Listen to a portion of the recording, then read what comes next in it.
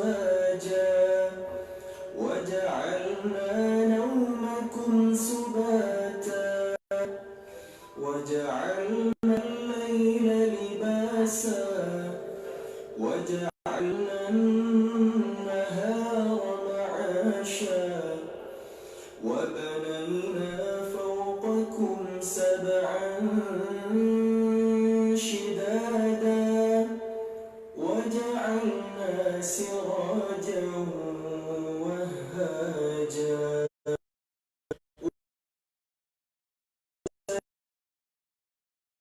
صراط ماء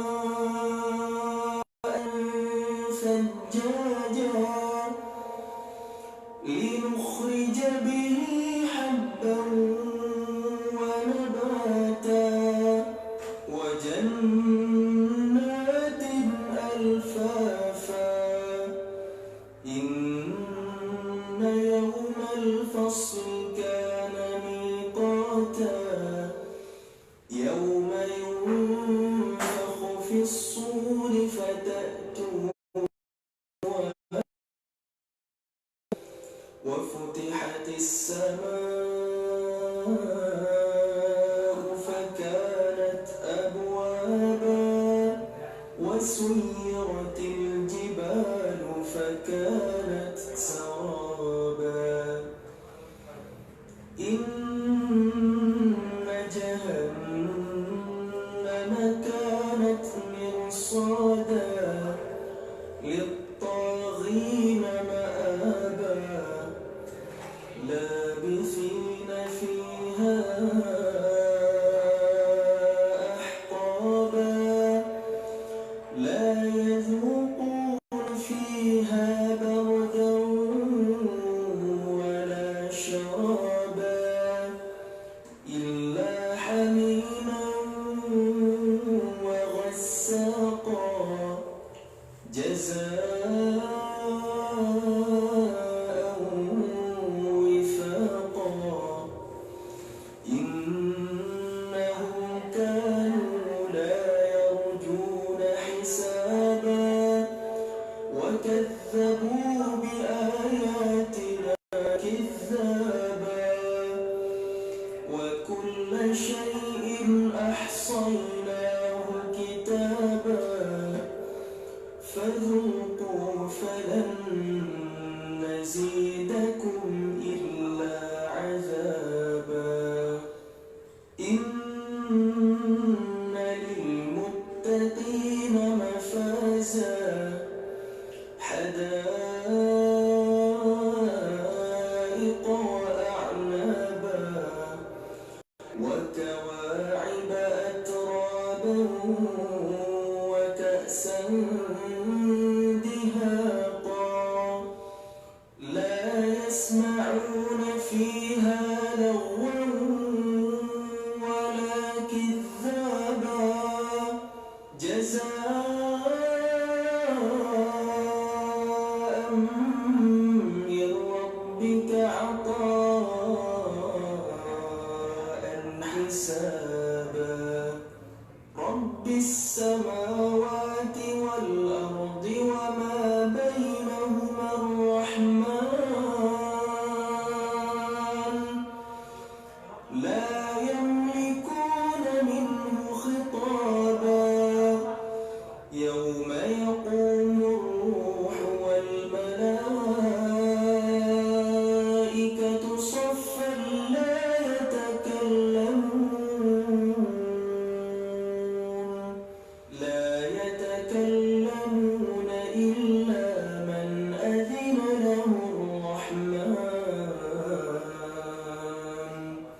إلا من أذن له الرحمن وقال صوابا ذلك اليوم الحق فمن شاء اتخذ إلى ربه مآبا إنا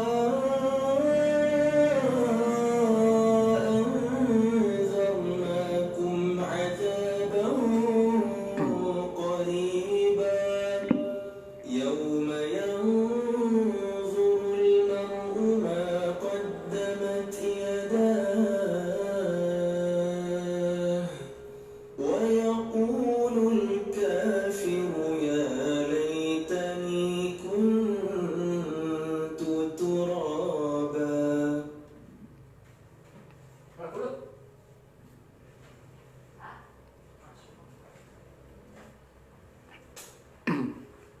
Cek.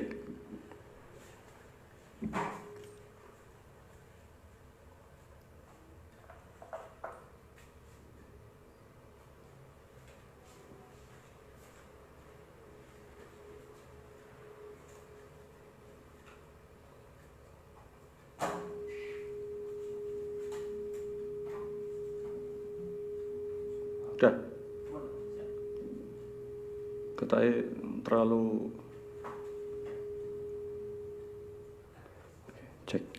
Bismillahirrahmanirrahim. Assalamualaikum warahmatullahi wabarakatuh.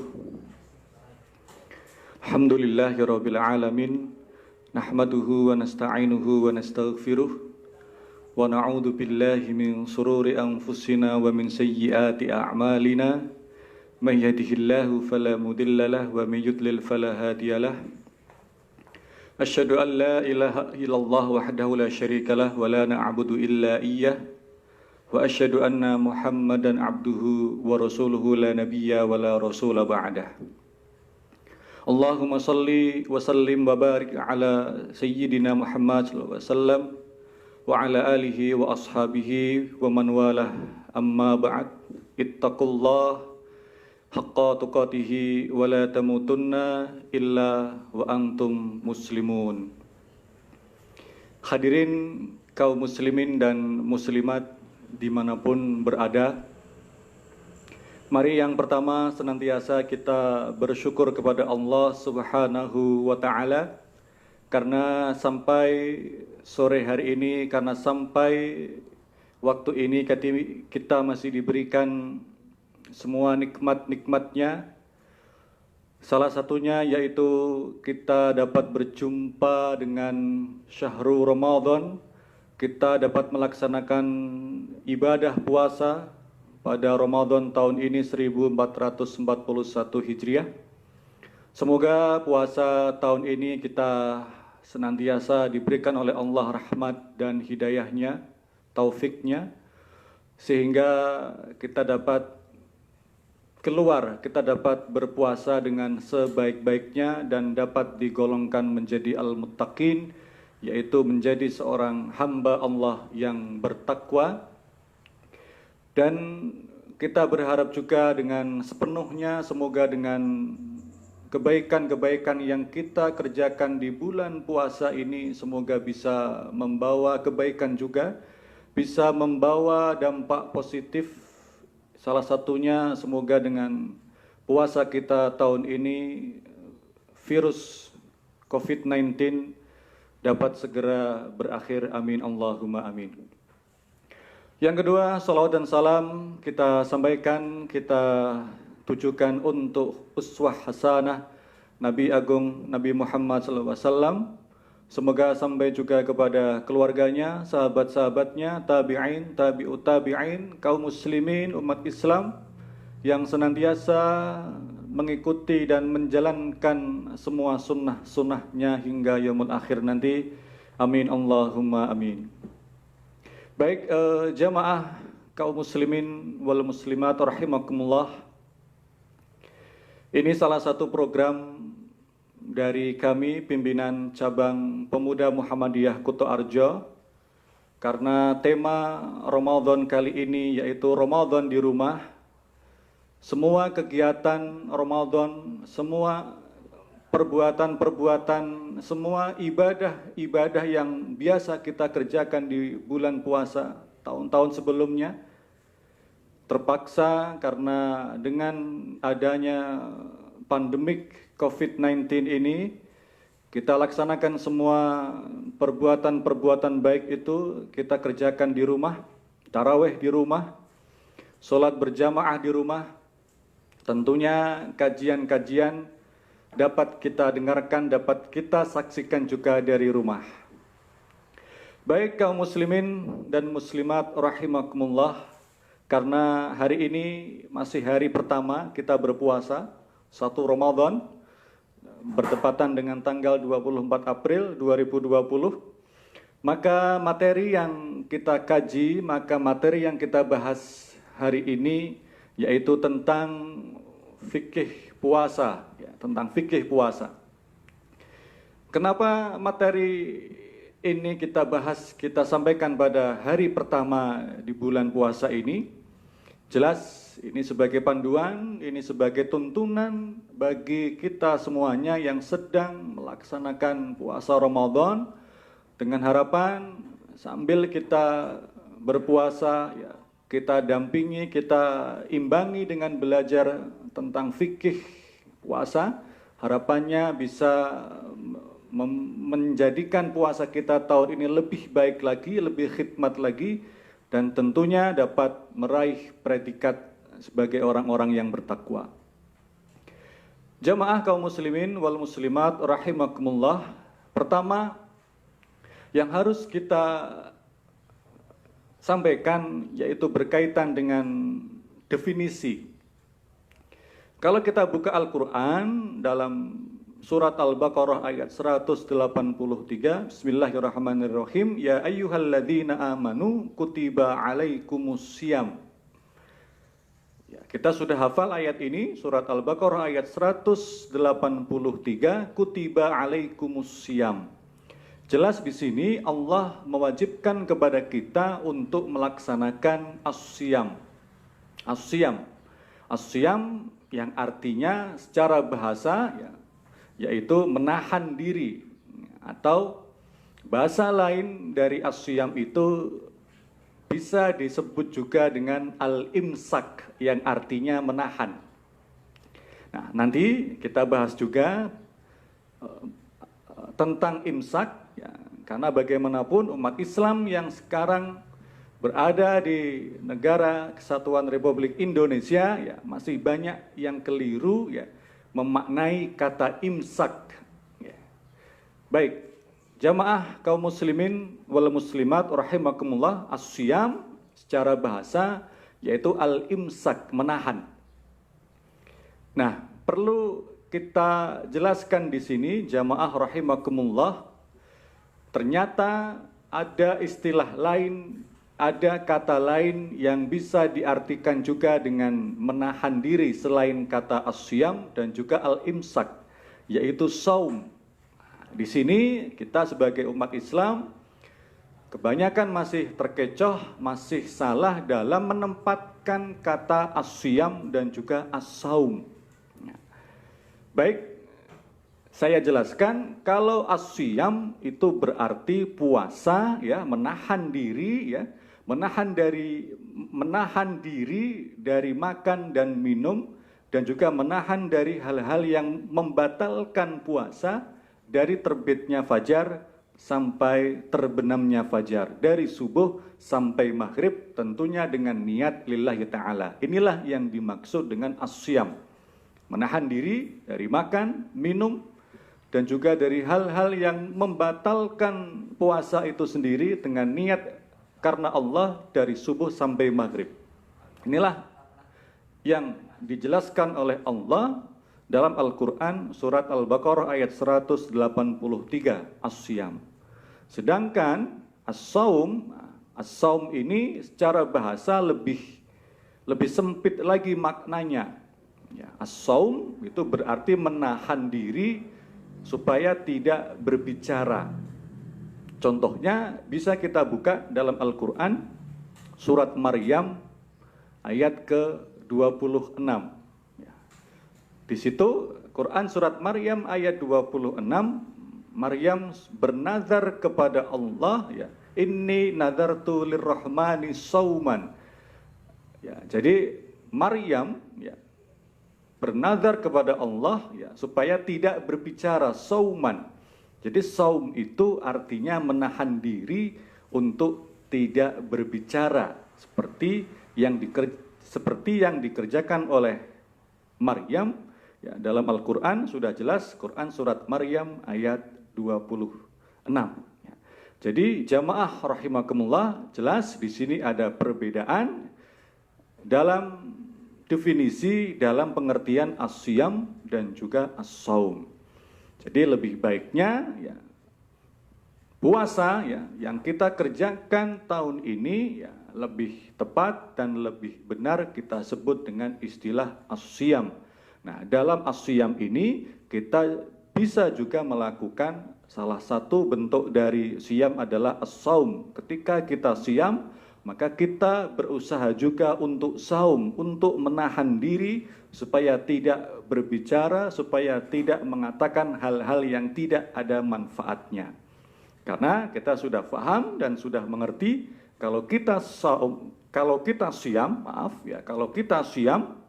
tapi tidak bisa menjaga diri dari perkataan yang tidak baik, ya, maka tentunya yang kita dapatkan bukan pahala dari Allah, tapi hanya sebatas makan, hanya sebatas haus dan lapar saja. Baik, jamaah kaum muslimin wal muslimat rahimakumullah. Nah, ini kita sudah mulai dari pengertian dulu, ya, as-siyam dan juga as-saum. Baik, jamaah kaum muslimin wal muslimat rahimakumullah. Memang banyak sekali di antara umat Islam yang masih belum paham 100% tentang istilah, tentang definisi. Dan ternyata tidak hanya masalah siyam dan saum saja. Contoh lain yang sering kita katakan, yang sering kita ucapkan terutama di bulan puasa ini adalah, sebagai contohnya adalah pengertian atau kata sahur, ya, sahur dengan sahar. Ini sangat menarik sekali dari kata ini, sahur dan sahar, karena bagaimanapun sahur dan sahar sangat lekat, sangat identik dengan bulan puasa, dengan siyam, ya. Saya ambil firman Allah Subhanahu wa ta'ala dalam Al-Qur'an surat ketiga, surat Al-Imran ayat ke-17, ya. Wal mustaghfirina bil ashar. Bisa juga kita buka surat ke-51 ayat 18, wal mustaghfirina bil ashar. Kalau dalam Al-Imran ayat 17, ya, dengan redaksi yang sedikit berbeda, wabil asharihum yastaghfirun. Yang menarik di sini, jamaah rahimakumullah, pengertian sahar dan sahur. Saya mulai dari sahar, ya, yang Allah sebutkan dua kali. Pertama dalam Al-Quran surat ketiga ayat 18, ya, surat ketiga ayat 17, dan juga Quran surat ke-51 ayat 18, ya. Wabil ashari hum yastaghfirun, dan juga wal mustaghfirina bil ashar. Sahar secara bahasa Arab ini berarti waktu 30 menit, ya. Waktu kurang lebih 30 menit sebelum azan subuh. Ini waktu disebut dengan waktu sahar. Oke. Jadi katakan kalau sekarang subuh jam 4:25 menit, atau kita genapkan setengah 5, maka sahar itu mulainya dari jam 4 kurang lebih. Dari jam 4 sampai azan subuh itu, maka waktunya disebut dengan waktu sahar. Nah, waktu sahar kalau kita manfaatkan, ya, untuk makan, ya, untuk minum, ya, maka makan dan minum kita itu disebut dengan sahur. Nah, jadi sangat berbeda di sini, jamaah rahimakumullah. Jangan sampai kita salah lagi dalam memahami dan juga menempatkan istilah sahar dan sahur. Sahar itu berarti waktunya, ya, 30 menit, 25 menit sebelum azan subuh, sedangkan aktivitas yang kita kerjakan, makan, minum, ya, sebagai salah satu bentuk persiapan puasa, maka disebut dengan sahur. Jamaah kaum muslimin wal muslimat rahimakumullah. Nah, yang terbaik, salah satu ibadah, salah satu perbuatan baik yang harus dikerjakan ketika masuk bulan, yang saat masuk waktu sahar, sesuai dengan Al-Quran surat ketiga ayat 17 dan juga Al-Quran surat ke-51 ayat 18, salah satu perbuatan yang sangat mulia sekali yang harus kita maksimalkan di waktu sahar, yaitu memperbanyak istighfar kepada Allah Subhanahu wa ta'ala. Wabil ashari hum yastaghfirun. Wabil ashari, dan pada waktu sahar, yastaghfirun. Ya, memperbanyak istighfar kepada Allah Subhanahu wa taala. Baik, jamaah kaum muslimin wal muslimat rahimakumullah. Jadi mulai besok ketika kita bangun untuk sahur, untuk makan dan minum, mari kita atur waktu kita sebaik mungkin. Paling tidak kita dapat menyisakan waktu 15 menit atau 10 menit lah, atau mungkin lebih banyak lagi 20 menit sebelum azan subuh kita maksimalkan ya. Kita kosongkan 20 menit sebelum azan subuh itu untuk memperbanyak istighfar kepada Allah Subhanahu wa taala. Jangan sampai di penghujung waktu sahar ini justru kita masih sibuk dengan sahur, dengan makan dan minum, atau mungkin justru masih sibuk dengan gadget kita, sibuk dengan televisi kita. Nah, ini sangat rugi sekali. Jamaah kaum muslimin wal muslimat rahimakumullah. Baik, kita sudah selesai berkaitan dengan definisi. Sudah ada pengertian syam, kemudian saum, sahar dan juga sahur. Jamaah kaum muslimin wal muslimat rahimakumullah. Sekarang kita masuk ke fikih puasa. Ya, ini harus kita pelajari, ya, harus kita pahami sebaik mungkin.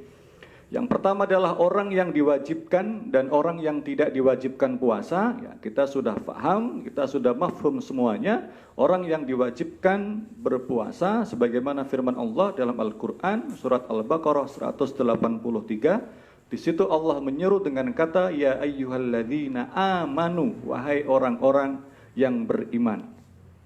Jamaah kaum muslimin wal muslimat rahimakumullah, menarik sekali lagi kalau kita kaji secara bahasa, setiap ayat yang Allah seru, yang Allah buka dengan kata ya ayyuhalladzina amanu, wahai orang-orang yang beriman, maka kita akan mendapatkan setiap kali ada ayat yang dibuka oleh Allah dengan kata alladzina amanu, wahai orang-orang yang beriman, pasti rumusnya di situ ada larangan atau ada perintah.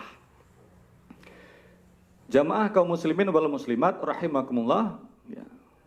Sekali lagi, ya, setiap kali ada ayat yang Allah seru, yang Allah buka dengan kata ya ayyuhalladzina amanu, wahai orang-orang yang beriman, pasti setelah kata alladzina amanu, rumusnya pasti ada perintah.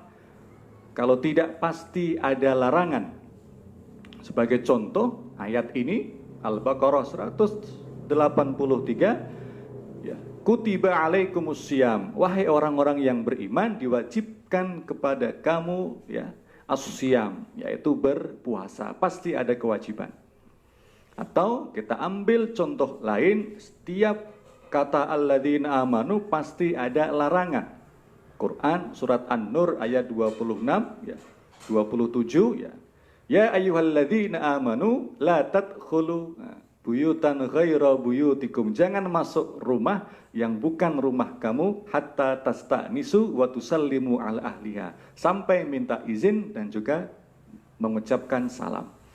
Jadi itu rumus dalam Al-Quran, setiap kali ada ayat yang dibuka dengan kata alladzina amanu, diseru, dipanggil orang-orang yang beriman, pasti ada perintah dan juga pasti ada larangan. Kenapa? Nah, ini yang menjadi pertanyaan. Kenapa setiap kali ada ayat alladzina amanu, setelahnya ada perintah dan ada larangan? Nah, maka ini sangat menarik sekali kalau kita kaji secara bahasa. Amanu, ya, amanah, iman. Iman ini berasal dari kata amanah, satu akar kata dengan amanah, ya, seakar kata dengan amanah, ya. Yang mana amanah iman ini bisa berarti juga aman. Artinya kalau sebagai seorang mukmin, sebagai orang yang beriman, ya, ingin merasakan aman, nah, maka kuncinya, maka rumusnya harus senantiasa menjalankan semua perintah Allah dan menjauhi semua larangan Allah dan Rasulnya. Baik, jamaah kaum muslimin wal muslimat rahimakumullah, untuk orang yang diwajibkan berpuasa kita paham semuanya. Oke. Jadi surat Al-Baqarah ayat 183. Jamaah kaum muslimin wal muslimat rahimakumullah. Kemudian ini yang menjadi pertanyaan selanjutnya, orang yang tidak diwajibkan berpuasa ya di bulan Ramadan ya, dan wajib mengganti puasanya di luar bulan Ramadan adalah perempuan yang sedang haid atau nifas ketika bertepatan dengan bulan Ramadan. Kita juga sudah paham ya tentang poin ini, jadi tidak perlu kita bahas secara mendalam, hanya mengingatkan saja barangkali ada saudara, ada keluarga kita yang sedang mengalami hal yang sama. Kemudian orang yang diberi keringanan dan orang yang boleh meninggalkan puasa. Satu, orang yang diberi keringanan atau dispensasi bahasa kita. Orang yang diberi dispensasi untuk tidak berpuasa dan wajib mengganti atau mengkodok bahasa syar'inya, mengkodok puasanya di luar bulan Ramadan adalah satu, orang yang sakit. Orang yang sakit. Terlebih sekarang kita berada ya, di pandemik, di wabah COVID-19 ini, ya, barangkali ada di antara kaum muslimin yang terkena COVID-19 ini, ya, kita doakan semoga mereka semuanya sembuh. Nah, kemudian di luar Ramadan, maka mereka wajib mengganti, mengqadha puasa yang sudah ditinggalkan.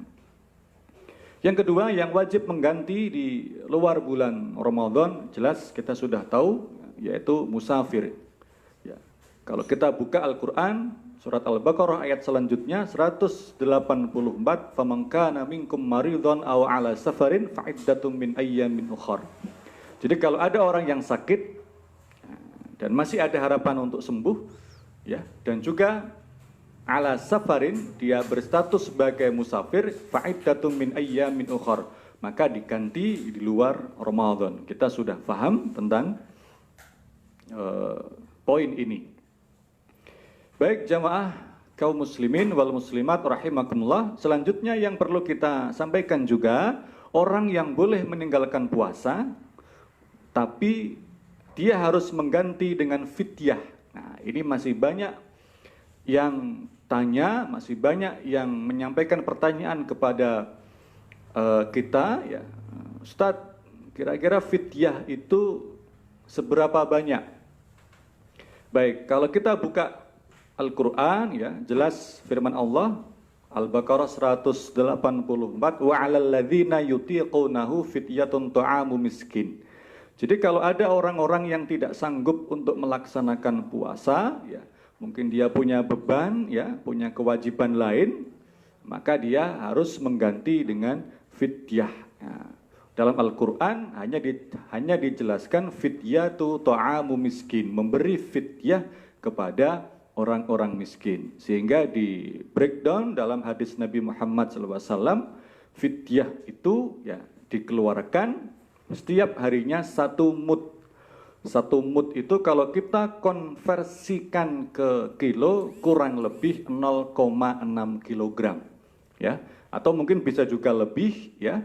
Dan tentunya yang kita keluarkan kurang lebih 0,6 kilogram itu berupa makanan pokok, ya, makanan yang sering kita makan sehari-hari. Ya, jadi tinggal kita hitung saja, ya. Katakan di sini kasusnya ada orang yang sakit menahun, ya, jadi sakit terus tidak bisa sembuh, ya, atau mungkin ada perempuan yang sedang hamil, ya, ada perempuan, ada ibu-ibu yang sedang menyusui, nah, maka mereka tidak wajib puasa, tapi diwajibkan membayar fidyah yang 1 harinya, ya, kurang lebih 0,6 kilogram, ya, tinggal dikalikan saja. Dan puasa tahun ini 1441 Hijriah ini, ya, insya Allah puasa kita selama 30 hari. Ya, jadi tinggal dikalikan saja 0,6 kilogram kali 30 hari. Baik, mau kita keluarkan dengan makanan pokok, ya, beras, ya, tentunya juga lebih baiknya dengan lauk pauknya, ya, atau mungkin bisa juga, ya, kita konversikan dalam bentuk uang, ya, kira-kira 0,6 kilogram itu Ya, kalau kita uangkan berapa rupiah? Nah, tinggal kita kalikan ya dengan hari atau jumlah puasa pada tahun ini.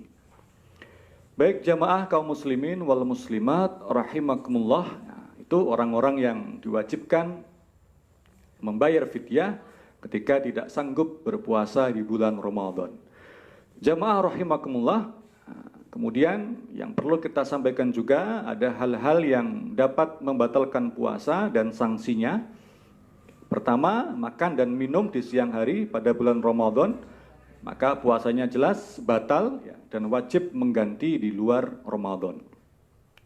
Kemudian juga ini melakukan jima', melakukan hubungan suami istri ya di siang hari. Ya, maka jelas ini puasanya batal dan ini kafaratnya, dendanya memang lebih berat ya.